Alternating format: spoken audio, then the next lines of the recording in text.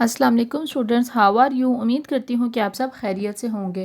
Corona problem की वजह से यूनिवर्सल हाई स्कूल ने ऑनलाइन लेक्चर्स का जो इंतज़ाम किया है, उस हवाले से मैं आपकी साइंस की teacher miss Rabia class 7th आज आपको लेक्चर नंबर 7 दूंगी। लेक्चर नंबर 7 से पहले लेक्चर नंबर 6 को डिस्कस कर लिया जाए कि हमने उसमें क्या काम किया था।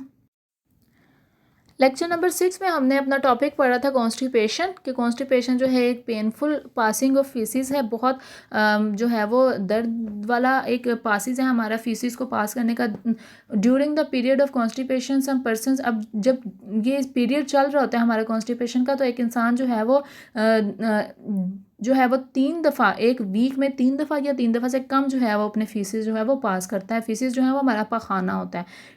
ये कॉमन डाइजेस्टिव डिसऑर्डर है पाकिस्तान का। और कॉन्स्टिपेशन जो है, जब हम लो फाइबर यूज़ करते हैं, लेक ऑफ फिजिकल एक्टिविटीज़ करते हैं, या not drinking enough water, delay in going to washroom, तब ये जो है वो होता है हमें। ठीक है, कॉन्स्टिपेशन हमें किस वजह से होता है कि हम जो फाइबर खाते हैं वो कम मिकदार में खाते हैं, या हम फिजिकल एक्टिविटीज़ अपनी एक्सरसाइजेस कम करते हैं, हम खाना खा के लेट जाते हैं, हम एक्सरसाइज नहीं करते, हम वॉक नहीं करते, या हम पानी जो है वो नहीं ज़्यादा पीते, या जब हमें वॉशरूम की महसूस हो ज़रूरत तो हम वॉशरूम नहीं जाते हैं, इस वजह से हमें कॉन्स्टिपेशन होता है।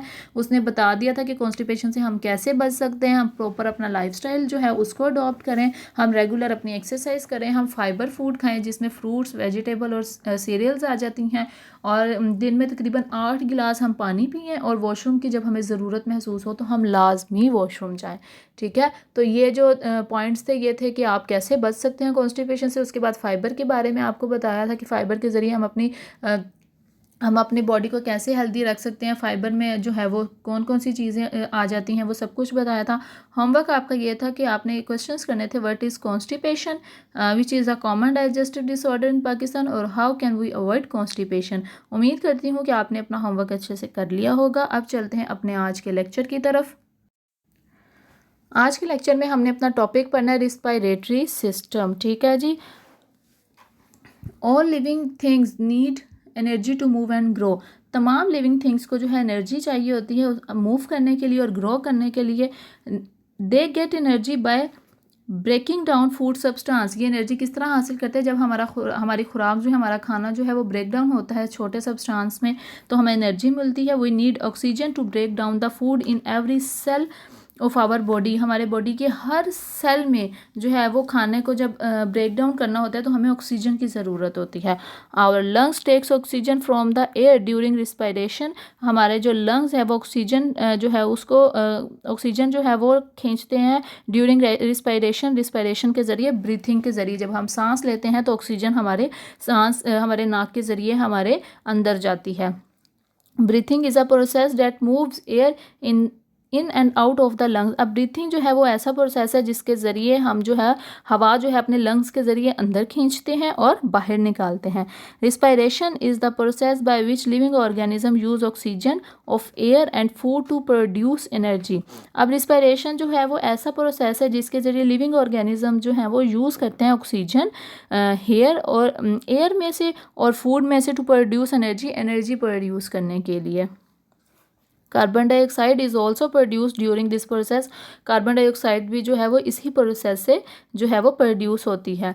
The part of body used in the process of breathing from the respiratory system. वो पार्ट्स जिनको हवा की या ज़रूरत होती है सांस लेने की, वो रिस्पायरेटरी सिस्टम के ज़रिए होते हैं। उसके बाद है जी पार्ट्स ऑफ रिस्पायरेटरी सिस्टम। अब पार्ट्स जो है रिस्पायरेटरी सिस्टम उसके बारे में पढ़ेंगे। रिस्पायरेशन सिस्टम में हमने पढ़ा कि वो अमल जिसके ज़रिए हम सांस लेते हैं, और सांस के ज़रिए हम जो है वो हमारी बॉडी के अंदर ऑक्सीजन जाती है, ऑक्सीजन से हमारा फूड जो है वो ब्रेक डाउन होता है। जब वो फूड हमारा ब्रेक डाउन होता है छोटे सब्सटेंस में, तो हमारी जो बॉडी को है जो है वो एनर्जी मिलती है। हमारे लंग्स जो है वो ऑक्सीजन जो है वो हमारे नाक के ज़रिए अंदर लेके जाते हैं, और हमारे लंग्स से वो सांस जो है वो बाहर आते हैं। ये सारा सिस्टम जो है रिस्पायरेटरी सिस्टम होता है।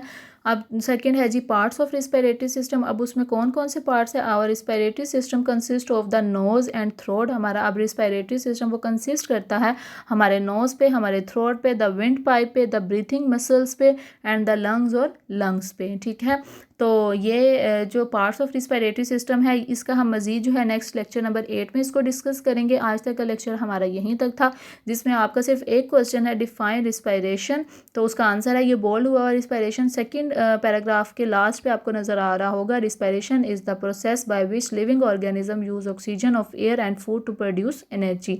यहाँ तक इसका आंसर है। ये एक क्वेश्चन जो है आपने अपने होमवर्क में करना है। नेक्स्ट लेक्चर में हम मज़ीद इसको आगे डिस्कस करेंगे। अपना बहुत सारा ख्याल रखिएगा स्टूडेंट्स। अल्लाह हाफिज़।